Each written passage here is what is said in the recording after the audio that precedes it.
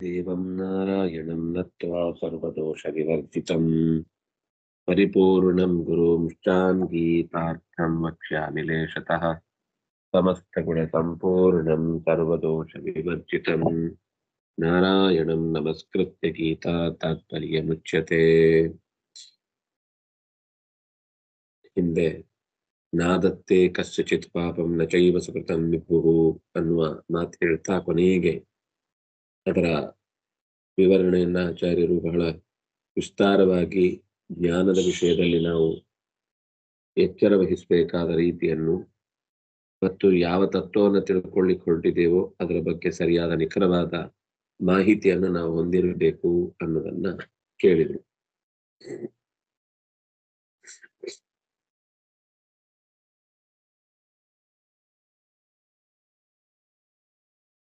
ಭಗವಂತ ಎಲ್ಲವನ್ನು ಮಾಡ್ತಿರ್ತಾನೆ, ಆದ್ರೆ ಅವನು ಯಾಕೆ ಪಾಪವನ್ನು ಅಂಟಿಸಿಕೊಳ್ಳುವುದಿಲ್ಲ ಅಥವಾ ಯಾಕೆ ಪುಣ್ಯವನ್ನು ಅಂಟಿಸಿಕೊಳ್ಳುವುದಿಲ್ಲ ಅಂದ್ರೆ ಅವನು ಯಾವತ್ತೂ ಕೂಡ ನಾನು ಮಾಡ್ತೇನೆ, ನನಗಿದರಿಂದ ಏನು ಫಲ ಬೇಕು ಅನ್ನುವುದರಿಂದಾಗಿ ಅವನು ಅನ್ನುವ ವಿಷಯಕ್ಕೆ ಅವನು ಅಂಟಿಕೊಂಡಿಲ್ಲ. ನಿರ್ಲಿಪ್ತನಾಗಿ ನಿಂತಿರುವ ಸರ್ವಸಮರ್ಥ. ಆದ್ರಿಂದಾಗಿ ವಿವಿಧ ರೀತಿಯಲ್ಲಿ ಆತ ಕಾರ್ಯಗಳನ್ನು ಮಾಡ್ತಾನೆ, ಆದ್ರೆ ಯಾವ ಯುದ್ಧದಲ್ಲೂ ಅಂಟಿಕೊಳ್ಳುವುದಿಲ್ಲ. ಇದು ಅವನ ಅಸಾಧಾರಣವಾದ ಗುಣ. ಅಂದ್ರೆ ಮಹಾಭಾರತದ ಕೊನೆಯ ಆ ಯುದ್ಧದ ಪ್ರಸಂಗವನ್ನ 18 ದಿನಗಳಲ್ಲಿ ಸುಮಾರು 50 ಲಕ್ಷಕ್ಕೂ ಹೆಚ್ಚು ಜನ ಪ್ರಾಣವನ್ನ ಬಿಟ್ರು. ಕೆಲವು ಜನ ಉಳಿದ್ರು. ಬಹಳ ಜನ ಅಂದ್ರೆ ಅದನ್ನ ಬೆಂಬಲಿಸಿದವರೆಲ್ಲ ಕಳ್ಕೊಂಡ್ರು ಪ್ರಾಣ. ಇನ್ನು ಕೆಲವರೆಲ್ಲ ಪ್ರಾಣ ಉಳಿಸ್ಕೊಂಡ್ರು. ತಮ್ಮವರು ಅಂತ ಪಕ್ಕದಲ್ಲಿ ಇದ್ದವರನ್ನು ಯಾರನ್ನು ಇಟ್ಕೊಳ್ಳಿಕ್ಕಾಗದೆ ಉಳಿಸ್ಕೊಳ್ಳದೆ ಅತ್ರು.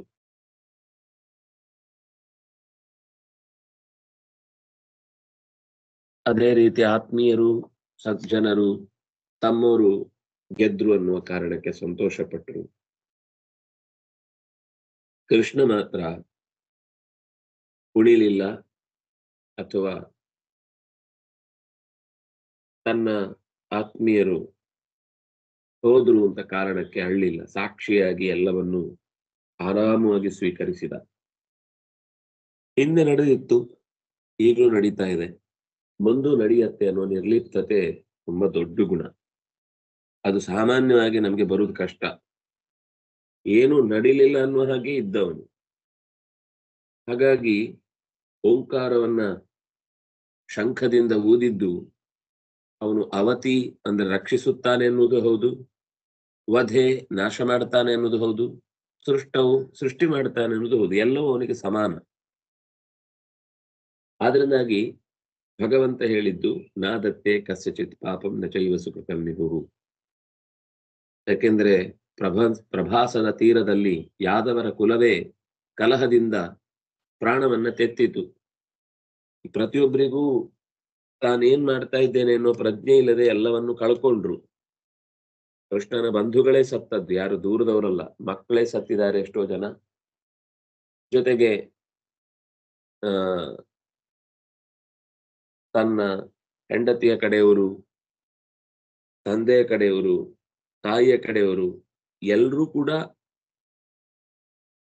ಅವನಿಂದ ದೂರವಾದರು. ಆದ್ರೆ ಅವನ ತಲೆಯಲ್ಲಿದ್ದ ನವಿಲುಗರಿ ಹೇಗೆ ಪ್ರತಿಯೊಂದಕ್ಕೂ ಒಂದೇ ರೀತಿ ಪ್ರತಿಕ್ರಿಯಿಸುತ್ತೋ ಹಾಗೆ ಇವನು ಕೂಡ ಅದೇ ರೀತಿ ನಿಷ್ಕಲ್ಮಶವಾಗಿ ಪ್ರತಿಕ್ರಿಯಿಸಿ ಸುಮ್ಮನಾದ. ಇದು ದುರ್ಯೋಧನನಿಗೆ ಕೃಷ್ಣನನ್ನ ಎದುರುಗಡೆ ಕಂಡಾಗಾದ್ರೂ ಅರ್ಥ ಆಗ್ಬೇಕಿತ್ತು. ದೂರದಲ್ಲಿದ್ದಾಗ ಅರ್ಥ ಆಗ್ಲಿಲ್ಲ ಅನ್ನೋ ಕಾರಣ ಆದ್ರೂ ಸರಿ. ಆದ್ರೆ ಅವನ ತಲೆಯಲ್ಲಿ ತಾನೇ ಸರ್ವಸಮರ್ಥ, ತನ್ನನ್ನು ಹೊರತುಪಡಿಸಿ ಜಗತ್ತಿನಲ್ಲಿ ಬೇರೆ ಯಾರು ಇಲ್ಲ ಅನ್ನುವ ಈ ವಿಚಿತ್ರವಾದ ಒಂದು ಭ್ರಮೆ ಇದ್ದದ್ರಿಂದ ಅಜ್ಞಾನೇನಾವೃತಂ ಜ್ಞಾನಂ ತೇನ ಮುಹ್ಯಂತಿ ಜಂತವಃ. ಎದುರುಗಡೆ ಕಂಡಾಗ್ಲೇ ಅವನಿಗೆ ಅರ್ಥ ಆಗ್ಲಿಲ್ಲ. ಇನ್ನು ಅರ್ಜುನನಿಗೂ ಕೆಲವು ಸರ್ತಿ ಮರ್ತು ಹೋಗ್ತಿತ್ತು. ಅವನನ್ನ ಸಾರಥಿ ಅಂತ ಭಾವಿಸಿದ ಕೆಲವು ಕಾಲ.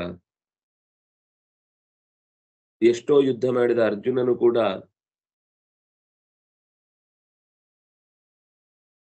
ದ್ವಾರಕೆಯಿಂದ ಮರಳಿ ಬರುವಾಗ ತನ್ನ ಕೈಯಲ್ಲಿ ದುರುಳರಿಂದ ಹೆಣ್ಣು ಮಕ್ಕಳನ್ನ ರಕ್ಷಿಸಿಕೊಳ್ಳಿಕ್ಕಾಗ್ಲಿಲ್ಲ.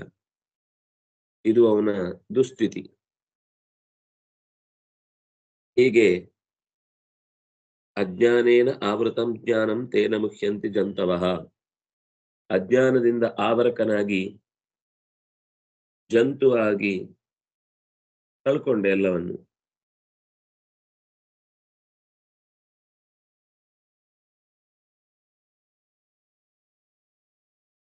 ಮನುಷ್ಯನಿಗೆ ಎಲ್ಲಾ ಸಂಗತಿಗಳಲ್ಲೂ ಕೂಡ ಒಂದೇ ಸರ್ತಿಗೆ ಪರಿಶುದ್ಧತೆ ಪರಿಪೂರ್ಣತೆ ಬರುವುದು ಕಷ್ಟ. ಆದರೆ ಹಂತ ಹಂತವಾಗಿ ಏನೆಲ್ಲ ಜೀವನದಲ್ಲಿ ನಡೆಯಿತೋ ಅದನ್ನ ಅರ್ಥ ಮಾಡಿಕೊಂಡು ಮುಂದುವರೆದ್ರೆ ಮತ್ಯಾವತ್ತೂ ಕೂಡ ಅಂತಹ ಅಪಾರ್ಥಗಳನ್ನ ಅವನು ಕಾಣುವುದಕ್ಕೆ ಸಾಧ್ಯ ಇರುವುದಿಲ್ಲ.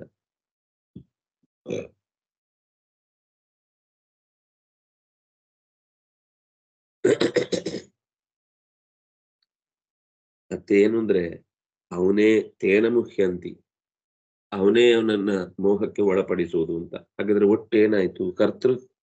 ಪ್ರಭು ಕರ್ತೃತ್ವದಲ್ಲಿ ಜಡಕ್ಕಿಂತ ಮಿಗಿಲಾದ ಚೇತನ ಶಕ್ತಿಯು ಲೋಕಸ್ಯ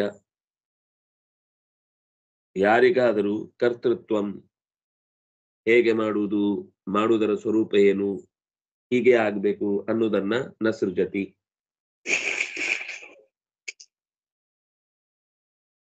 ಸೃಷ್ಟಿಸಲಾರ. ಕರ್ಮಫಲ ಸಂಯೋಗಂ, ಕರ್ಮದ ಫಲವಾದ ಪುಣ್ಯ ಪಾಪಗಳನ್ನು ಅಥವಾ ಸುಖ ದುಃಖಗಳ ಸಂಪರ್ಕವನ್ನು ನ ಸೃಜತಿ, ಉಂಟು ಮಾಡಲಾರ. ಸ್ವಭಾವ, ಜೀವರ ಮೂಲ ಗುಣವಾದ ಮೂಲ ಭಾವವಾದ ಸ್ವಭಾವವೇ ಪ್ರವರ್ತತೆ, ಆಯಾ ಪ್ರವೃತ್ತಿಗಳನ್ನು ನಿರ್ವಹಿಸಲಿಕ್ಕೆ ಬೇಕಿರುವ ಮೂಲ ದ್ರವ್ಯ ಆಗಿರುತ್ತೆ. ಆ ಮೂಲ ದ್ರವ್ಯ ಇಲ್ಲದೆ ಹೋದ್ರೆ ಇದೇ ರೀತಿ ಆಗ್ಬೇಕಿತ್ತು ಅಂತ ಡಿಸೈಡ್ ಮಾಡೋರು ಯಾರು ಅನ್ನೋ ಪ್ರಶ್ನೆ ಉಳಿತಿತ್ತು. ಅದರಿಂದಾಗಿ ಭಗವಂತನು ಕೂಡ ಅಲ್ಲೇನಿದೆಯೋ ಅದನ್ನ ಪ್ರವೃತ್ತಿ ಮಾಡ್ತಾನೆ ಹೊರತು ತಾನು ಅದಕ್ಕಿಂತ ಬೇರೆಯಾಗಿ ನಿಂತು ಜೀವನನ್ನ ನಿಯಮಿಸುತ್ತಾನೆ. ಇಷ್ಟು ಸ್ಪಷ್ಟ ಇದೆ. ಸ್ವಭಾವಸ್ತು ಪ್ರವರ್ತತೆ, ಜೀವನ ಸ್ವಭಾವವೇ ಪ್ರವೃತ್ತಿ ಆಗುವುದು ಹೊರತು ತನಗಿಷ್ಟ ಬಂದ ಹಾಗೆ ದೇವರು ಯಾವತ್ತೂ ಮಾಡುವುದಲ್ಲ. ಮತ್ತೆ ದೇವರಿಗೇನ್ ಕೆಲಸ ಅಂತ ದೊಡ್ಡ ಪ್ರಶ್ನೆ. ಯೋಚನೆ ಮಾಡಬೇಕಾದ್ದೇನಿದೆ, ಪದಾರ್ಥಗಳೆಲ್ಲ ಇದ್ರೂ ಕೂಡ ಇಡೀ ವ್ಯವಸ್ಥಿತವಾಗಿ ಕೋಟಿಗಟ್ಟಲೆ ಜನರಿಗೆ ಕಾಲಕಾಲದ ಪಾಕವನ್ನ ಅನುಭವದ ಮೂಟೆಯನ್ನ ಹಂಚಬೇಕಲ್ಲ. ಅದೆಷ್ಟು ದೊಡ್ಡ ಕಷ್ಟದ ಕೆಲಸ. ಇದ್ದ ವಸ್ತುವನ್ನ ಯಥಾಸ್ಥಿತಿಯಲ್ಲಿ ಉಳಿಸಿಕೊಳ್ಳುವುದುಂಟಲ್ಲ, ತುಂಬಾ ಕಷ್ಟ. ವಸ್ತು ಸೃಷ್ಟಿ ಮಾಡ್ತೇನೆ ಅನ್ನೋದಂದ್ರೆ ಏನು? ಆ ಕಡೆ ಈ ಕಡೆ ಇದ್ದದನ್ನು ಜೋಡಿಸೋದು ಅಂತ ಅಷ್ಟೇ. ವಸ್ತು ಸೃಷ್ಟಿ ಮಾಡ್ಲಿಕ್ಕೆ ಸಾಧ್ಯ ಇಲ್ಲ, ಜಗತ್ತಿನ ಅಸ್ತಿತ್ವಕ್ಕೆ ವಿರುದ್ಧ ಅದು. ಹಾಗಾದ್ರೆ ಸೃಷ್ಟಿ ಆದದ್ದೆಲ್ಲ ಎಲ್ಲಿ ಹೋಯ್ತು? ಇಲ್ಲಿ ತನಕ ಆಗ್ತಾನೆ ಇದೆ ಅಂತಂದ್ರೆ ಅದನ್ನ ಹೇಗ್ ನಾಶ ಮಾಡುದು ಹೇಗೆ? ಅದೊಂದು ಲೋಕದ ನಿಯಮಕ್ಕಾದ್ರೂ ಹೊಂದತ್ತಾ? ಒಂದು ವಸ್ತು ಮಡಿಕೆ ನಾಶ ಆಯ್ತು ಅಂದ್ರೆ ಅದು ಧೂಳಿನ ರೂಪದಲ್ಲಿ ಇರ್ಲೇಬೇಕು. ಅದ್ 100ಕ್ಕೆ 100 ನಾಶ ಆಗ್ಲಿಕ್ಕೆ ಸಾಧ್ಯವೇ ಇಲ್ಲ. ಯಾವ ಇಲ್ಲಿಯ ತನಕದ ವಿಜ್ಞಾನದ ಸೂತ್ರವಾಗ್ಲಿ ಗಣಿತದ ಸೂತ್ರವಾಗ್ಲಿ ಈ ವಿಷಯದಲ್ಲಿ ಅವರಿಗೆ ಉತ್ತರ ಇಲ್ಲ. ಮಹಾ ಆಕಾಶದಲ್ಲಿ ಲೀನವಾಯಿತು ಅಂತ ಹೇಳಬೇಕು. ಲೀನ ಆಗುದು ಅಂದ್ರೆ ಏನು? ಮರೆಯಾಗುವುದು, ಕಾಣದಾಗುವುದು ಅಂತ ಅಷ್ಟೇ ಅರ್ಥ ಹೊರತು ಇಲ್ಲವಾಗುವುದಲ್ಲ. ಹಾಗಾಗಿ ಸ್ವಭಾವ ಅನ್ನೋದು ಆಯಾ ಪ್ರವೃತ್ತಿಗಳನ್ನು ನಿರ್ವಹಿಸುತ್ತದೆ. ಇನ್ನು ಸ್ವಭಾವ ಅಂತನ್ನುವಾಗ ಇಲ್ಲಿ ಪ್ರಭು ಅನ್ನೋ ಶಬ್ದಕ್ಕೆ ಭಗವಾನ್ ಅನ್ನೋ ಅರ್ಥ ಇಟ್ಟುಕೊಂಡಾಗ ಭಗವಂತನಿಂದಲೇ ಅವನು ನಿಯಾಮಕನಾದ್ರಿಂದಾಗಿ ಪ್ರವೃತ್ತಿಗಳೆಲ್ಲ ನಡೀತಾ ಇರುತ್ತೆ. ಸರ್ವತಂತ್ರ ಸ್ವತಂತ್ರನಾದ ಭಗವಂತನೇ ಈ ಎಲ್ಲ ಕ್ರಿಯೆಗಳನ್ನು ಅವನ ಜೀವದ ಸ್ವಭಾವಕ್ಕನುಗುಣವಾಗಿ ಏನೇನು ಅವನಿಂದ ಕ್ರಿಯೆಗಳಾಗಬೇಕು ಅದನ್ನ ಪ್ರಚೋದಿಸ್ತಾ ತಾನು ಕೂಡ ಆ ಭಾವದ ಕ್ರಿಯೆಯಲ್ಲೇ ಅದರ ಭಾವ ಏನಿದೆಯೋ ಅದಕ್ಕೆ ತಕ್ಕ ಕ್ರಿಯೆಯನ್ನ ಕೊಡ್ತಾ ಹೋಗ್ತಾನೆ ಅನ್ನೋದನ್ನು ಒಟ್ಟು ನಿರೂಪಣೆ ಮಾಡಿದ್ರು.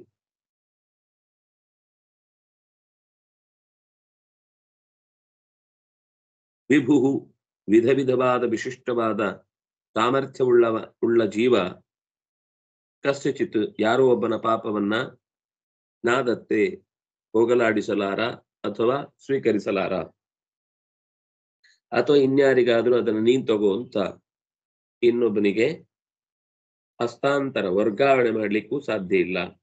ಸುಕೃತಂಚ ಅದೇ ರೀತಿ ಪುಣ್ಯವನ್ನಾಗ್ಲಿ ಸುಖವನ್ನಾಗ್ಲಿ ನಾದತ್ತೆ ಬದಲಿಸಲಾರ, ಕೊಡಲಾರ, ಹಸ್ತಾಂತರಿಸಲಾರ. ಜ್ಞಾನ ಸ್ವರೂಪನಾದ ಭಗವಂತನು ಮತ್ತು ಆತನ ಸ್ವರೂಪಭೂತವಾದ ಅರಿವು ಅಜ್ಞಾನೇನ ಅಂದ್ರೆ ಸ್ವರೂಪ ಜ್ಞಾನದಿಂದ ಕೂಡಿದ ಭಗವಂತ ಮರೆಯಾಗ್ತಾನೆ. ಭಗವಂತನಿಗೆ ಮರೆವಲ್ಲ, ಭಗವಂತನ ಅರಿವಿನಿಂದ ಆತ ಮರೆಯಾಗ್ತಾನೆ. ಭಗವಂತನ ಅರಿವು ಆತನಿಗೆ ಬರದಂತಾಗುತ್ತೆ ಈ ಅಜ್ಞಾನದ ಆವೃತ್ತಿಯಿಂದಾಗಿ. ಅದು ಯಾರ ಭಗವಂತನೇ ಆವರಿಸಿದ್ದು. ಸೃಷ್ಟಿ ಸ್ಥಿತಿ ಲಯ ನಿಯಮನ ಜ್ಞಾನ ಅಜ್ಞಾನ ಬಂಧ ಮೋಕ್ಷಾಹ ಅಂತ ಅಜ್ಞಾನವು ಭಗವಂತನದ್ದೇ ಗುರುತರವಾದ ಕಾರ್ಯವಾದ್ದರಿಂದ ಜೀವನನ್ನು ಅಜ್ಞಾನದ ಆವರಣದಲ್ಲಿ ತಾನೇ ಅಜ್ಞಾನದ ಆವರಕವಾಗಿ ನಿಂತು ಮುಚ್ಚಿ ಸತ್ಯವನ್ನ ತೆರೆಯುವ ಕಾಲ ಬರುವ ತನಕವೂ ಕೂಡ ಹಾಗೆ ಪರದೆಯ ಒಳಗೇನೆ ಜೀವನನ ಮುಸುಕಿನಲ್ಲಿ ಇರಿಸ್ತಾನೆ. ತೇನ ಈ ಕಾರಣದಿಂದ ಅಂದ್ರೆ ಮುಚ್ಚಿದೆ ಅನ್ನುವ ಕಾರಣದಿಂದ ಅಥವಾ ಪರಮಾತ್ಮನಿಂದಲೇನೆ ಜಂತವಹ ಸಮಸ್ತ ಜೀವಗಳು ಕೂಡ ಭ್ರಮಂತಿ ಭ್ರಮೆಗೆ ಒಳಗಾಗ್ತಾವೆ. ಅಜ್ಞಾನದಿಂದ ಆವರಕವಾಗಿ ಏನು ತಿಳಿಯದ ಸ್ಥಿತಿಗೆ ಬಂದು ನಿಲ್ತಾವೆ.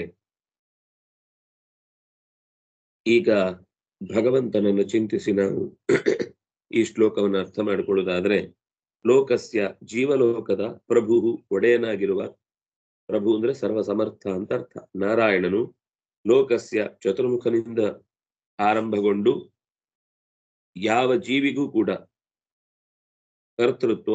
ಕರ್ತೃತ್ವದಲ್ಲಿ ಸ್ವಾತಂತ್ರ್ಯವನ್ನು ನ ಸೃಜತಿ ಸೃಷ್ಟಿಸುವುದಿಲ್ಲ.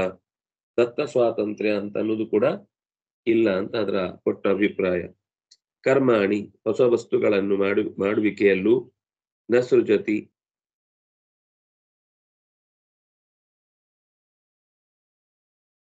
ಚತುರ್ಮುಖನಿಗೂ ಕೂಡ ಹೊಸ ವಸ್ತುವನ್ನ ಸೃಷ್ಟಿ ಮಾಡುವುದು ಒಂದು ಇಲ್ಲವೇ ಇಲ್ಲ. ತಾನೇ ಭಗವಂತ ಮಾಡಿಸಿದ್ದನ್ನ ಭಗವಂತನ ಪ್ರೇರಣೆಯಿಂದ ಭಗವಂತನ ಅರಿವಿಗೆ ಬಂದು ಸೃಜತಿ. ಹಾಗೆ ಅಷ್ಟೇ ಅಲ್ಲ, ಕರ್ಮಫಲ ಸಂಯೋಗದಲ್ಲೂ ಸೃಷ್ಟಿ ಮಾಡ್ತಾನೆ ಅನ್ನುವ ಕಾರಣಕ್ಕೆ ಚತುರ್ಮುಖನಿಗೆ ಅದರಲ್ಲಾದ್ರೂ ಸ್ವಾತಂತ್ರ್ಯ ಇದೆಯಾ ಅಂದ್ರೆ ಆ ಸ್ವಾತಂತ್ರ್ಯವೂ ಇಲ್ಲ. ಕರ್ಮಫಲ ಸಂಯೋಗಂ ಇಷ್ಟ ಬಂದ ಹಾಗೆ ಅವರ ಕರ್ಮಕ್ಕೆ ಇನ್ನು ಸ್ವಲ್ಪ ಬೇರೆ ತರದ ಫಲಗಳನ್ನು ಕೊಡೋಣ ಅಂತ ಇಟ್ಕೊಂಡ್ರೆ ಆ ರೀತಿಯೂ ಇಲ್ಲ.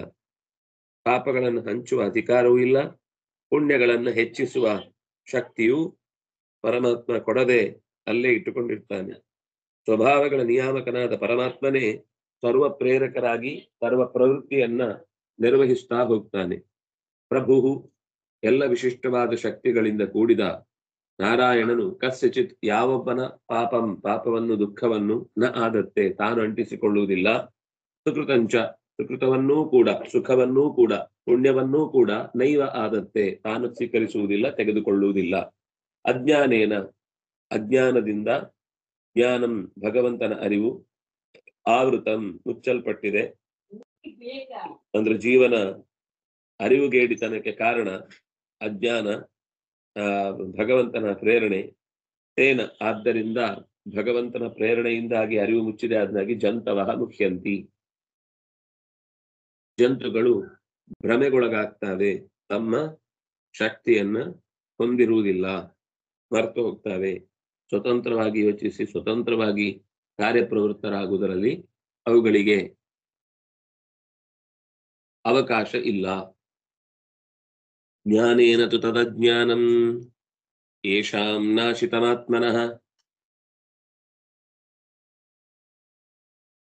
ತೇಷಾಮಾದಿತ್ಯವಜ್ಞಾನಂ ಪ್ರಕಾಶಯತಿ ತತ್ಪರಂ. ಜ್ಞಾನೇನ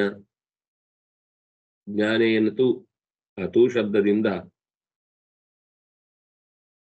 ಜ್ಞಾನದಿಂದಾದರೂ ಜ್ಞಾನದಿಂದ ಒಂದರಿಂದಲೇನೆ ಜ್ಞಾನ ಇದ್ದರೆ ಮಾತ್ರ ಅಜ್ಞಾನಂ ನಾಶಿತಂ ಆತ್ಮನಃ ಅಜ್ಞಾನಂ ನಾಶಿತಂ.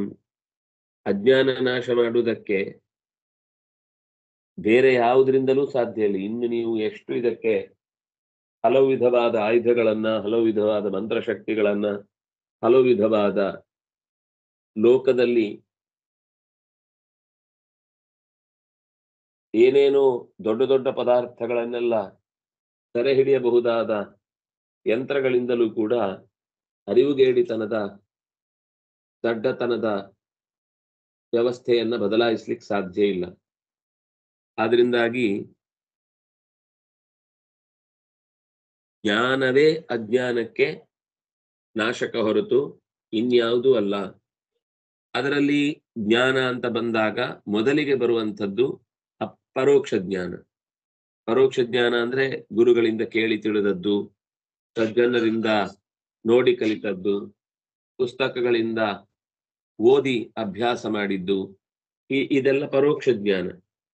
ಇದು ಬಂತು ಅಂದ್ರೆ ಅದು ಅಪರೋಕ್ಷದ ಕಡೆಗೆ ಕರ್ಕೊಂಡು ಹೋಗುತ್ತೆ.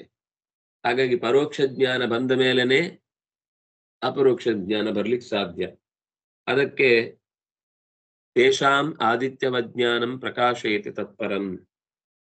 ಆದಿತ್ಯವತ್ ಅರಿವಿನಿಂದಲೇ ಯಾರ ಅಜ್ಞಾನ ನಾಶಗೊಂಡಿದೆಯೋ, ಭಗವಂತನ ಕುರಿತಾದ ತಿಳಿಗೇಡಿತನ ಪರಿಹಾರವಾಗಿದೆಯೋ, ಅವನ ಬದುಕು ಆದಿತ್ಯನಂತೆ ಸ್ವಪ್ರಕಾಶವಾಗಿ, ಅಂದ್ರೆ ಒಳಗೆ ಇರುವಂತಹದ್ದು ಸರಿಯಾದ ತಿಳಿವು ಏನಿದೆ, ಹೊರಗಿನಿಂದ ಆವರಣ ನಾಶ ಆಗುತ್ತೆ. ಹಿಂದೆ ಆವೃತಂ ಅಂತ ಸ್ಪಷ್ಟ ಹೇಳಿದ್ದ, ಅದು ಜೀವನ ಒಳಗೆ ಇಲ್ಲ.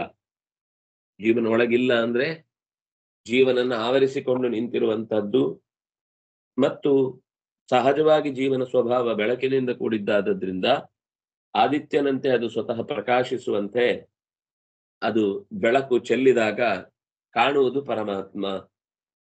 ಅವನಿಗೆ ಪರಮಾತ್ಮ ಕಾಣುವಂತಾದ್ರೆ ಆದಿತ್ಯವತ್ ಜ್ಞಾನಂ ಪ್ರಕಾಶಯತಿ ತತ್ಪರಂ ಪ್ರಕಾಶಯತಿ. ಪರಮಾತ್ಮನನ್ನ ಕಾಣುವಂತೆ ಮಾಡುತ್ತೆ, ಪರಮಾತ್ಮನ ಅರಿವನ್ನ ಬರುವಂತೆ ಮಾಡುತ್ತೆ. ಪ್ರಕಾಶಗೊಂಡಿತು ಅಂದ್ರೆ ತಾನೇ ಎಲ್ಲ ಅಂತ ಕಂಡ್ರೆ ಆ ಕಾಣುವಿಕೆಗೆ ಅರ್ಥವೇ ಇಲ್ಲ, ತಿಳುವಳಿಕೆಗೆ ಅರ್ಥವೇ ಇಲ್ಲ. ತಿಳುವಳಿಕೆಗೆ ಮುಖ್ಯ ಕಾರಣವೇ ಭಗವಂತನ ಪ್ರಜ್ಞೆ. ತಿಳುವಳಿಕೆಗೆ ಮುಖ್ಯ ಫಲವೇ ಭಗವಂತನನ್ನ ಅರಿತುಕೊಳ್ಳುವಂಥದ್ದು. ಇಂಥ ಅರಿವು ಜೀವನಿಗೆ ಮೂಡುತ್ತೆ. ಅಜ್ಞಾನದ ಆವರಣವನ್ನ ಜ್ಞಾನದಿಂದ ಕರಿಬೇಕು ಅಂತಂದ್ರು. ತು ಅನ್ನುವ ಶಬ್ದದಿಂದ ಅದು ವಿಶೇಷ. ಈಗ ಅಜ್ಞಾನ ಅಂತ ಅನ್ನೋದು ಸುಲಭದ ಆವರಣ ಅಂತ ನೀವು ಭಾವಿಸ್ಬೇಡಿ ಅಂತ ಹೇಳಲಿಕ್ಕೆ ತು ಅಂತ ಹೇಳಿದ್ದು.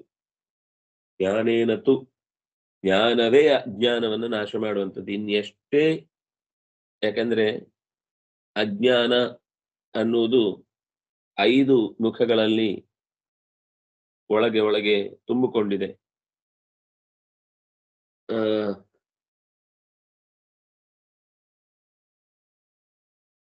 ಮೋಹ, ಅಜ್ಞಾನ, ಮೋಹ, ಮಹಾಮೋಹ, ತಾಮಿಸ್ರ, ಅಂಧತಾಮಿಸ್ರ ಅಂತ ಅದನ್ನ ವಿಭಾಗ ಮಾಡಿದ್ದಿದೆ.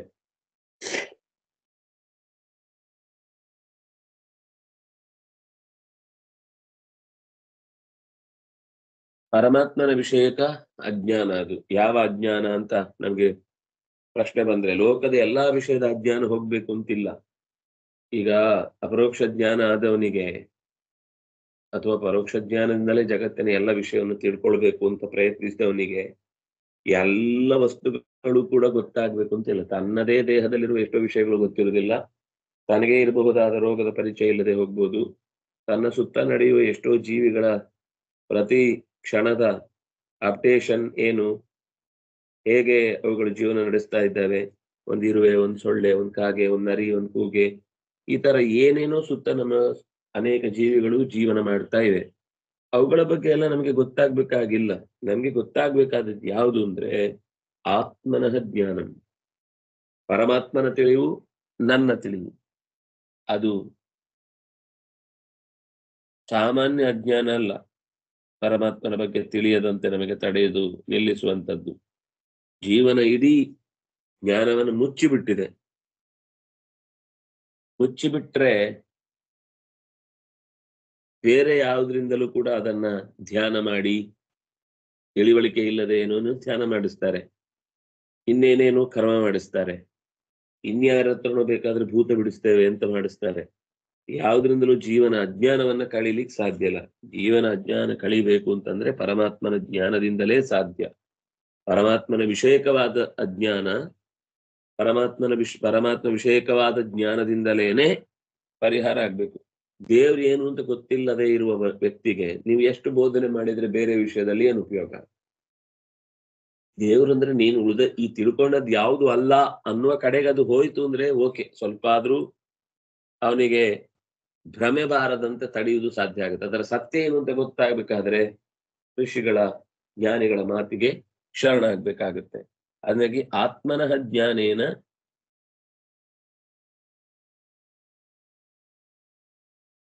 ಅಜ್ಞಾನ ಪರಿಹಾರ ಅಂತ ನಮಗೆ ಅರ್ಥ ಆಗುತ್ತೆ. ಈಗ ಏನದು ಪಂಚಪರ್ವಗಳು ಅಜ್ಞಾನಕ್ಕೆ ಹೇಳ್ತಾರೆ.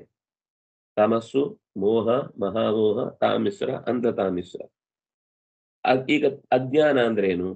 ತಮಸ್ಸು ಅಂತ ಅದಕ್ಕೆ ಇನ್ನೊಂದು ಪದ. ಒಂದು ವಸ್ತುವಿನ ಬಗ್ಗೆ ಸರಿಯಾದ ಅರಿವು ಇಲ್ಲದೆ ಇರುವುದು. ಅಲ್ಲೇ ಇದೆ, ಆದ್ರೆ ಅದು ಆಚಾರ್ಯರ ಮಾತಿನಲ್ಲಿ ಇಲ್ಲ. ಅದನ್ನು ಬಿಡಿಸಿ ಹೇಳ್ತಾ ಇದ್ದೇನೆ ಅಷ್ಟೇ. ನೀವು ಯಾವ ಶ್ಲೋಕದಲ್ಲಿ ಇದ್ರು ಅಲ್ಲೇ ಇದ್ದೀನಿ, ಅದು ಮುಂದೆ ಹೋಗಿಲ್ಲ ನಾನು. ಜ್ಞಾನೇನದು ತದಜ್ಞಾನಂ ಅನ್ನುವ ಶ್ಲೋಕದ್ದೇ ಹೇಳ್ತಾ ಇದ್ದೇನೆ, ಅದಲ್ಲಿ ಇಲ್ಲ. ಆ ಸಾಮಾನ್ಯವಾಗಿ ಅಜ್ಞಾನ ಅಂದ್ರೆ ವಸ್ತುವಿನ ಬಗ್ಗೆ ಸರಿಯಾದ ತಿಳಿವು ಇಲ್ಲದೆ ಇರುವುದು.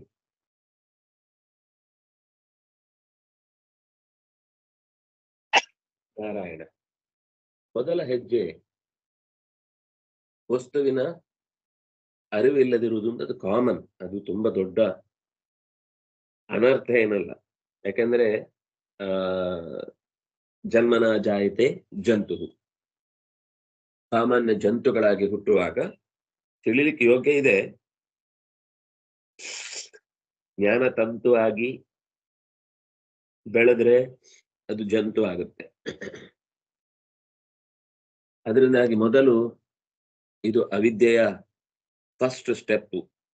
ಇದಾದ್ರೂ ಓಕೆ, ಯಾಕೆಂದ್ರೆ ಇದು ಮಹಾಪರಾಧ ಅಂತ 100ಕ್ಕೆ 100 ನಾವು ಮುಂದೆ ಅವನನ್ನು ಬೆಳಿಲಿಕ್ಕೆ ಇಲ್ಲ ಅಂತ ಯಾರು ತಡೆಯೋರಿಲ್ಲ. ಋಷಿಗಳು, ಅವರಿಗೂ ಕೂಡ ಕರುಣೆ ಇದೆ. ಅವರು ಕೂಡ ಈ ಅರಿವುಗೇಡಿತನದಿಂದ ಜೀವ ಪಾರಾಗುವುದಕ್ಕೆ ಬೇಕಿರುವ ಸಹಾಯ ಮಾಡ್ತಾರೆ. ಎರಡನೇದು ಮೋಹ. ಇದು ಇನ್ನು ಹೋಗ್ತಾ ಹೋಗ್ತಾ ಬಿಗಿ ಆಗ್ತಾ ಇರುತ್ತೆ. ಮೋಹ ಅಂದ್ರೆ ಒಂದು ವಸ್ತುವನ್ನ ತಪ್ಪಾಗಿ ತಿಳ್ಕೊಳ್ಳೋದು, ವಿಪರೀತ ಜ್ಞಾನ ಅಂತ ಕರೀತಾರೆ ಅದನ್ನ. ಗೊತ್ತಿಲ್ಲ ಅನ್ನೋದು ಕೂಡ ಅವನು ಒಪ್ಕೊಳ್ಳಲ್ಲ. ಇದು ಎರಡನೇ ಸ್ವರೂಪ. ಮೂರನೇದು ಮಹಾಮೋಹ. ತಾನೇನ್ ತಪ್ಪು ತಿಳ್ಕೊಂಡಿದ್ದೇನೆ ಅದನ್ನೇ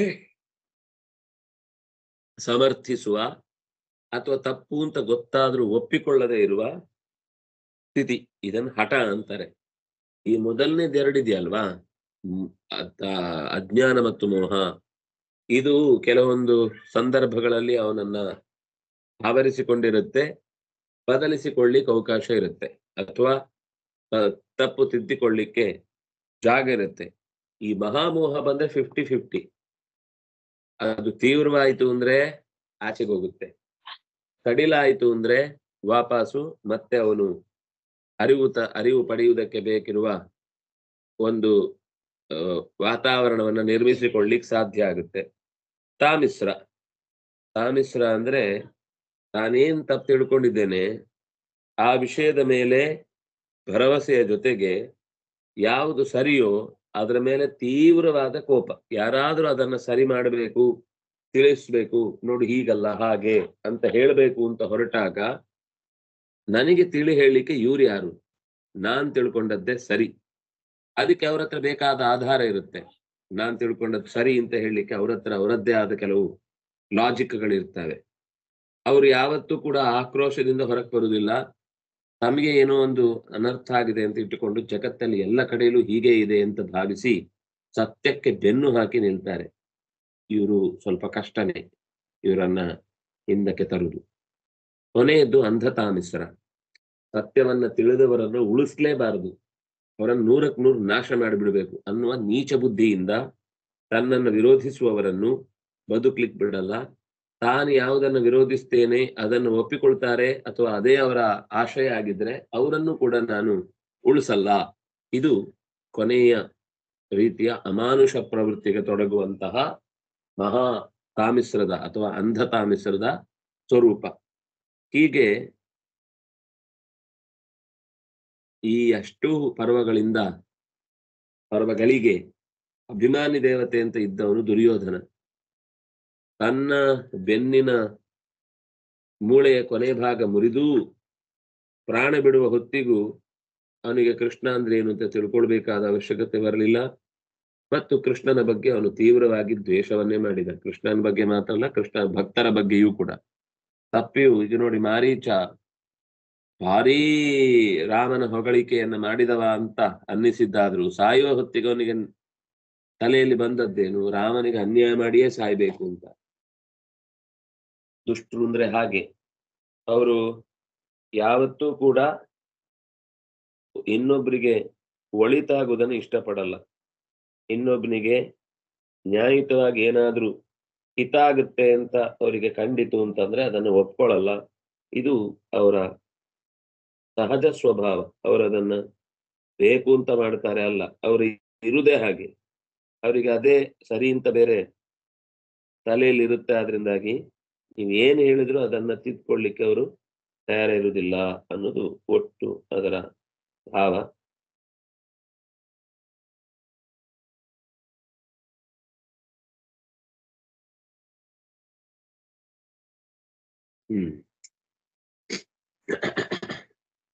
ಅದಕ್ಕೆ ಅಜ್ಞಾನದ ಪರಿಹಾರ ಅನ್ನುವ ಹಾಗೆ ಅದಕ್ಕೊಂದು ಉದಾಹರಣೆ ಕೊಟ್ರು. ಆದಿತ್ಯನಂತೆ. ಆದಿತ್ಯ ಬಂದ್ರೆ ಹೇಗಾಗುತ್ತೆ, ಕತ್ತಲು ಎಷ್ಟು ಮೂಲೆಯಲ್ಲಿದ್ರು ಕೂಡ ಅದು ಸಿಕ್ಕಿ ತೊಳೆದು ಹೋಗ್ಬಿಡುತ್ತೆ. ಭೀಷ್ಮ ದ್ರೋಣಾದಿಗಳು ಹೇಳಿದ್ರೂ ಬಿಡದಂತಹ ಅಜ್ಞಾನ ದುರ್ಯೋಧನನದ್ದಾದ್ರೆ, ಕೃಷ್ಣ ಬುದ್ಧಿ ಹೇಳಿದ ಮೇಲೆ ತಿದ್ದಿಕೊಳ್ಳುವಂತಹ ಅರಿವುಗೇಡಿತನ ಇದ್ದದ್ದು ಅರ್ಜುನನದ್ದು. ಅರ್ಜುನನು ಏನು ಸಾಮಾನ್ಯವಾದ ಮಾಡಿಲ್ಲ, ತುಂಬಾ ಗಾಢವಾಗಿ ವಾದ ಮಾಡಿದ್ದಾನೆ. ಆದ್ರೂ ಅವನಿಗೆ ತಿದ್ದಿಕೊಳ್ಳುವ ಒಂದು ಸೌಜನ್ಯ ಬಂತು. ಸೌಜನ್ಯ ಬಂದದ್ರಿಂದ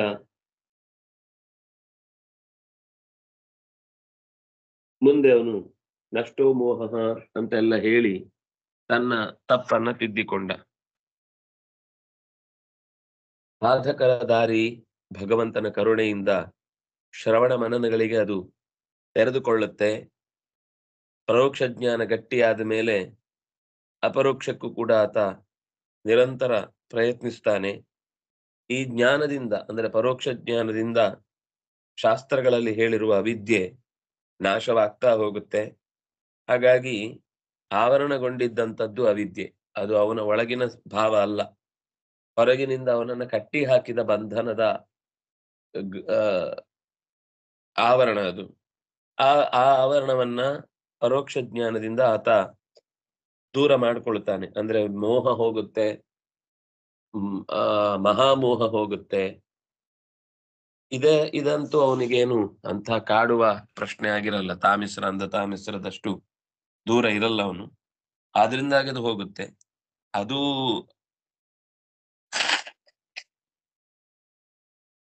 ಪೂರ್ತಿ ಹಠಕ್ಕೆ ಬಂದು ನಿಂತ ಆಗಿದ್ರೆ ಅದನ್ನು ಜ್ಞಾನವು ಕೂಡ ಪರಿಹರಿಸಲಿಕ್ಕೆ ಆಗುದಿಲ್ಲ.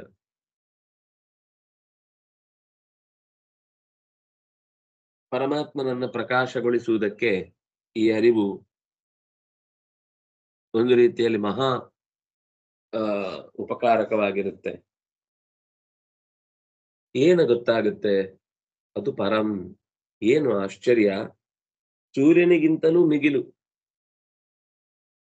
ಯಾವಾಗ ಅಂತರಂಗದ ಕಣ್ಣು ತೆರೆದುಕೊಳ್ಳುತ್ತೋ ಆವಾಗ ನಗುವ ಭಗವಂತ ಕಾಣಿಸ್ತಾನೆ. ಸಾವಿರಾರು ಸೂರ್ಯರು ಒಟ್ಟಿಗೆ ಬಂದ್ರೆ ಯಾವ ರೀತಿ ಅದು ನಮಗೆ ಆಲೋಚಿಸುವುದು ಕಷ್ಟ. ಜಗ್ಗ ಬೆಂಕಿ ಹೊತ್ತಿಕೊಂಡು ರಾಶಿ ಒಂದೇ ಸರ್ತಿಗೆ ಇಡೀ ಪರಿಸರ ಸುಟ್ಟು ಹೋಗುವ ಅಷ್ಟು ಎತ್ತರಕ್ಕೆ ನಿಂತು ಬಿಟ್ರೆ ಬೆಳಕು, ಆ ಬೆಳಕಿನ ಪೂರಣಕ್ಕೆ ನಾವು ನಮ್ಮನ್ನೇ ಕಾಣುವುದು ಮರೆತು ಹೋಗ್ಬಿಡ್ತೀವಿ. ಆದ್ರೆ ಈ ವಿಶೇಷ ಏನು ಅಂದ್ರೆ ಅದು ಸೂರ್ಯನ ಹಾಗೆ ಸುಡಲ್ಲ. ಸಾವಿರಾರು ಲಕ್ಷಗಟ್ಟಲೆ ಚಂದ್ರರ ಕಾಂತಿ ಅದರಲ್ಲಿದೆ. ತಂಪಿನ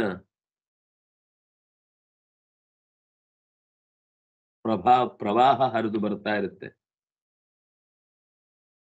ಆ ಪ್ರವಾಹದಲ್ಲಿ ಜೀವ ನಲಿದು ತುಂದಿಲನಾಗ್ತಾನೆ. ಆ ಅನುಭವಕ್ಕೆ ಅವನತ್ರ ಶಬ್ದಗಳೇ ಇಲ್ಲ, ಇದಕ್ಕೆ ಸಾಟಿಯೇ ಇಲ್ಲ. ಈ ಶಬ್ದಗಳೆಲ್ಲ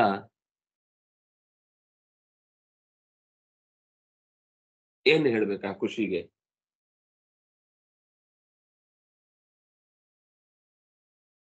ಒಟ್ಟು ಬೆಳಕಾಯಿತು. ಅದರ ಲಾಭ ಏನು ಗೊತ್ತಾ? ಪರತತ್ವದ ಎಚ್ಚರ. ಇಡೀ ವಿಶ್ವವನ್ನೇ ಬೆಳಗಿಸುವವನು ನಮ್ಮ ಕಣ್ಣಿಗೆ ಬೀಳ್ತಾನೆ ಅಂದ್ರೆ ಇದಕ್ಕಿಂತ ದೊಡ್ಡ ಸಂತಸದ ಸಂಗತಿ ಬೇರೆ ಉಂಟಾ? ಒಂದ್ ಎಚ್ಚರ ಇರಬೇಕಾದದ್ದು, ಈ ಅಪರೋಕ್ಷ ಜ್ಞಾನ ಬಂದ್ರೂ ಅವನು ಸರ್ವಜ್ಞ ಏನಲ್ಲ.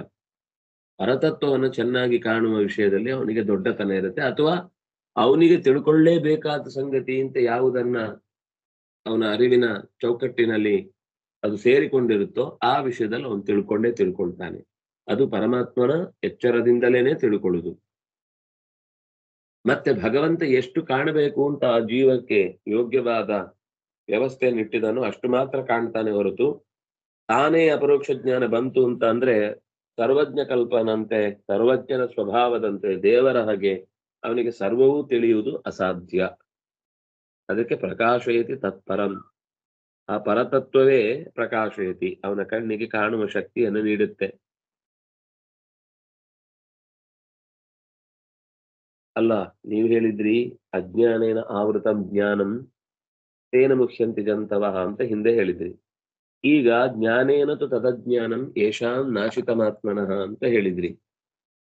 ನಿಮ್ದೇ ಪ್ರಶ್ನೆಗೆ, ನಿಮ್ದೇ ಉತ್ತರಕ್ಕೆ ಈಗ ವಿರೋಧ ಏನು ಅಂದ್ರೆ, ಅವಿದ್ಯಾ ಪಾಂಚಪರ್ವಣಿ, 5 ಪರ್ವಗಳಿಂದ ಕೂಡಿದ ಅವಿದ್ಯೆ ನಾಶ ಆದ್ಮೇಲೆ, ಅಪರೋಕ್ಷ ಜ್ಞಾನ ಬಂದ ಮೇಲೆ ಅವನಿಗೆ ಮೋಹ ಬರುವುದು ಹೇಗೆ? ಯಾಕೆಂದ್ರೆ ಈ ದಡ್ಡತನ ಅಥವಾ ಅವ್ಯವಸ್ಥೆ ಉಂಟಾಗುವುದು ಅವಿದ್ಯೆಯ ಯಾವುದೋ ಒಂದು ಸೆಕ್ಷನ್ ನಿಂದ. ಅದು ಅವನಿಗೆ ಇಲ್ಲ ಅಂದ್ಮೇಲೆ ಅರಿವುಗೇಡಿತನ ಅನ್ನೋದು ಹೇಗೆ?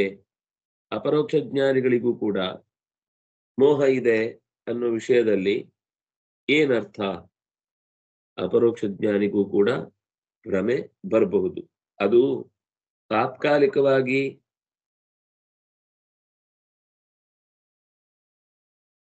ನಮಗೆ ಈ ಹೊರಗಿನಿಂದ ಬರುವ ಆಶಂಕೆಗಳು ಪರಿಹಾರ ಆಗ್ಬೋದು. ಆದ್ರೆ ಜೀವಕ್ಕೇನೆ ಅದರದ್ದೊಂದು ಮಿತಿ ಇದೆಯಲ್ವಾ? ಮಿತಿ ಮೀರಿದ ವಿಷಯದಲ್ಲಿ ಅಜ್ಞಾನ ಇರುವುದೇನು ತಪ್ಪಲ್ಲ. ಈ ಮಗುವಿಗೆ ಯಾವುದೋ ಒಂದು ಬಣ್ಣ ಗೊತ್ತಾಗ್ಲಿಲ್ಲ ಅಂತ ಇಟ್ಕೊಳ್ಳಿ.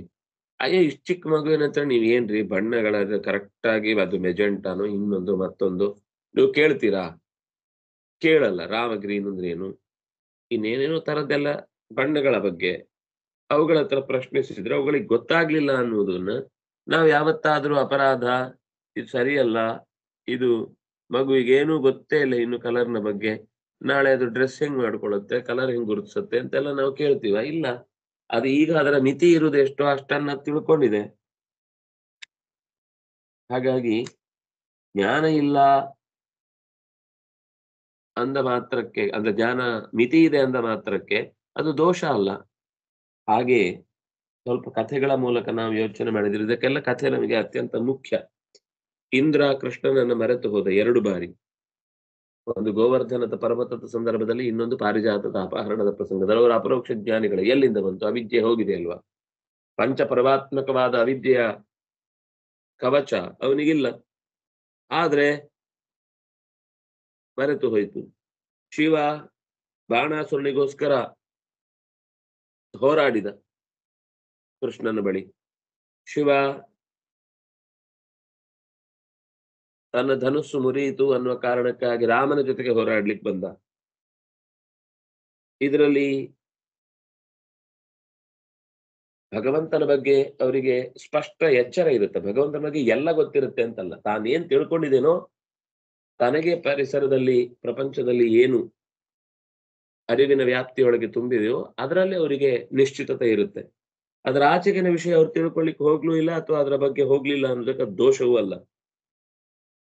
ಹೀಗೆ ಇಷ್ಟು ಸಂಗತಿ ಇವನಿಗೆ ಕಾಣ್ಲಿ, ಇಷ್ಟು ಸಂಗತಿ ಸಾಕು, ಇದಕ್ಕಿಂತ ಆಚೆದ್ದೆಲ್ಲ ಬೇಕಿಲ್ಲ ಅಂತ ಭಗವಂತನ ಅವನ ಜೀವಕ್ಕೆ ಅನುಗುಣವಾದ ಇಚ್ಛೆ ಇರುತ್ತೆ. ಅದರಿಂದಾಗಿ ಅವನ ದೃಷ್ಟಿ ಶಕ್ತಿ ಕಮ್ಮಿ ಆಗುತ್ತೆ ತಾನಾಗಿ. ಅಥವಾ ಕೆಲವೊಂದು ಸರ್ತಿ ಈ ಕಾಲದಲ್ಲಿ ಅವನಿಗೆ ಕಾಣ್ಲಿಕ್ಕೆ ಅದರ ಅರ್ಹತೆ ಇಲ್ಲ ಅನ್ನುವ ಒಂದು ಸಂದರ್ಭ ಬಂದಾಗ ಅವನಲ್ಲಿ ಆಸುರಿ ಶಕ್ತಿ ಜಾಗೃತರಾಗಿ ಅದನ್ನು ತಿಳಿಯದಂತೆ ಮಾಡುತ್ತೆ. ಬಲರಾಮ, ಅರ್ಜುನ, ಧರ್ಮರಾಜ ಇವರೆಲ್ಲ ದೇವತೆಗಳೇ ಆಗಿದ್ರು ಕೂಡ ಕೃಷ್ಣನ ಮೇಲೆ ಕೋಪಿಸಿಕೊಂಡದ್ದಿದೆ. ಕೃಷ್ಣನ ಶಕ್ತಿಯನ್ನು ಸಂದೇಹ ಪಟ್ಟಿದ್ದಾರೆ. ಭೀಮಸೇನ, ದ್ರೌಪದಿ ಇಬ್ರು ಬಿಟ್ರೆ ಉಳಿದವರು ಎಲ್ಲರೂ ಕೃಷ್ಣನ ಬಗ್ಗೆ ಅನೇಕ ರೀತಿಯ ಅಜ್ಞಾನ ವಿಭ್ರಮೆಗಳಿಗೆ ಒಳಗಾಗಿ ಕೃಷ್ಣನಿಗೆ ಉಪದೇಶ ಮಾಡಿದ್ದಿದೆ, ಕೃಷ್ಣನನ್ನ ಸಮಾಧಾನ ಮಾಡಿದ್ದಿದೆ, ಕೃಷ್ಣನಿಗೆ ರಕ್ಷಣೆಗೋಸ್ಕರ ದೊಡ್ಡ ಸೈನ್ಯವನ್ನು ಕಳಿಸಿದ್ದಿದೆ. ಹೀಗೆ ಕೃಷ್ಣನ ಬಗ್ಗೆ ಅವನ ಕಾಳಜಿ ಅದು. ಆದ್ರೆ ಅದು ಆ ಕಾಳಜಿಯು ಅರಿವುಗೇಡಿತನದಿಂದಲೂ ಆಗಿರುತ್ತೆ ಅನ್ನೋದನ್ನ ನಾವು ಮರೆಯುವ ಹಾಗಿಲ್ಲ. ಅದು ನಮಗೆ ಭಾರತದಲ್ಲಿ ಅನೇಕ ಬಾರಿ ಸ್ಪಷ್ಟವಾಗಿ ಕಾಣುತ್ತೆ. ದುರ್ಯೋಧನನ ಆವೇಶ ಇದ್ದಾಗ ಕೃಷ್ಣನನ್ನ ಕಾಣುವುದು ಅವರಿಗೂ ಆಗಲ್ಲ, ಕಲಿಯ ಪ್ರಭಾವ. ಅದಕ್ಕೆ ಪ್ರಕಾಶಯತಿ ತತ್ಪರಂ, ಅವನೇ ಬೆಳಗಿಸಿ ಅಪರೋಕ್ಷ ಜ್ಞಾನದ ಮೂಲಕ ತನ್ನ ಅರಿವನ್ನ ಕೊಡ್ತಾನೆ. ಯಾವಾಗ ನೆನಪಾಗಬೇಕು, ಯಾವಾಗ ಅವನಿಗೆ ಮರೆಯಾಗಬೇಕು, ಈ ಸಂಕಲ್ಪವು ಭಗವಂತನ ಸಂಕಲ್ಪದಲ್ಲಿಯೇ ಸೇರಿಕೊಂಡದ್ದು. ಅದರಿಂದಾಗಿ ಜ್ಞಾನ ಬರುವುದಕ್ಕಾಗ್ಲಿ ಅಜ್ಞಾನ ಪರಿಹಾರ ಆಗುವುದಕ್ಕಾಗ್ಲಿ ಭಗವತ್ ಪ್ರಸಾದವೇ ಮುಖ್ಯ. ಪ್ರಸಾದ ಇದ್ರೂ ಕೂಡ ಅವನಿಗೆ ಕೆಲವು ವಿಷಯದಲ್ಲಿ ಅರಿವು ಬೇಕಿಲ್ಲ ಅನ್ನುವ ಸಂದರ್ಭ ಬಂದ್ರೆ ಅವನಿಗೆ ಆ ದಾರಿ ತೆರ್ಕೊಳ್ಳೋದಿಲ್ಲ. ಅವನಿಗೆ ಏನ್ ಬೇಕಿದೆ ಅದು ಗೊತ್ತಾಗಿದೆ. ಕುತೂಹಲಕ್ಕೆ ಉಳಿದವರನ್ನ ಅನುಸರಿಸ್ಲಿಕ್ಕೆ ಹೋದ್ರೆ ಅದು ಅವನಿಗೆ ಮುಚ್ಚಿಕೊಳ್ಳುವುದೇ ಆಗೋಗುತ್ತೆ. ಸರಿ, ಈ ಪರೋಕ್ಷ ಜ್ಞಾನ ಅನ್ನೋದು ಏನು? ನಮ್ಮದೇ ಅಂತಃಕರಣದ ವೃತ್ತಿ.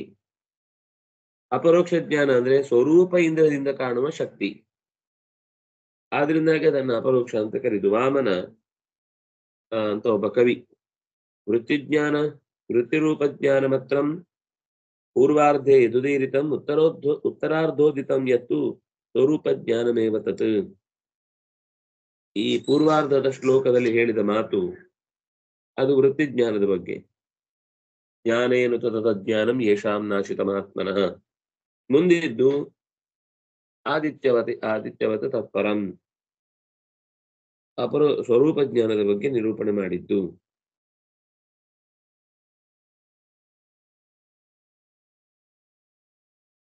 ಒಟ್ಟು ಈ ಪದ್ಯದ ಸಾರ, ಯಾವ ಸಾಧಕರಿಗೆ ಆ ಅವಿದ್ಯೆಯು ಭಗವಂತನ ವಿಷಯವನ್ನ ಅಪರೋಕ್ಷ ಜ್ಞಾನದಿಂದ ಭಗವಂತನ ಅನುಗ್ರಹದಿಂದ ಗಟ್ಟಿಗೊಳಿಸುತ್ತೋ, ಭಗವಂತನ ಕುರಿತಾದ ಜ್ಞಾನವನ್ನು ಗಟ್ಟಿಗೊಳಿಸುತ್ತೆ, ಅಜ್ಞಾನವನ್ನ ನಾಶಗೊಳಿಸುತ್ತೆ. ಅಂಥವರ ಅಪರೋಕ್ಷ ಜ್ಞಾನವು ಸೂರ್ಯನಂತೆ ಆ ಪರತತ್ವವನ್ನು ಚೆನ್ನಾಗಿ ಪ್ರಕಾಶಗೊಳಿಸುತ್ತದೆ. ಆ ಪರತತ್ವವು ಅವರ ಜ್ಞಾನವನ್ನು ಪ್ರಕಾಶಯತಿ, ಅವರಿಗೆ ಅರ್ಹತೆಗೆ ಇರುವಷ್ಟು ಏನು ಅರಿವು ಬರಬೇಕಿತ್ತೋ ಅದಕ್ಕೆ ಬೇಕಿರುವ ಶಕ್ತಿಯನ್ನು ಕೊಡುತ್ತೆ ಅನ್ನೋದು ಒಟ್ಟು ಆ ಶ್ಲೋಕದ ತಾತ್ಪರ್ಯ. 17ನೇ ಶ್ಲೋಕದ ಭಾವವನ್ನ ಗಮನಿಸೋಣ ಮುಂದೆ. ಶ್ರೀ ಹರಿಪ್ರಿಯತಾಂ ಶ್ರೀಕೃಷ್ಣ ಅರ್ಪಿತಮಸ್ತು.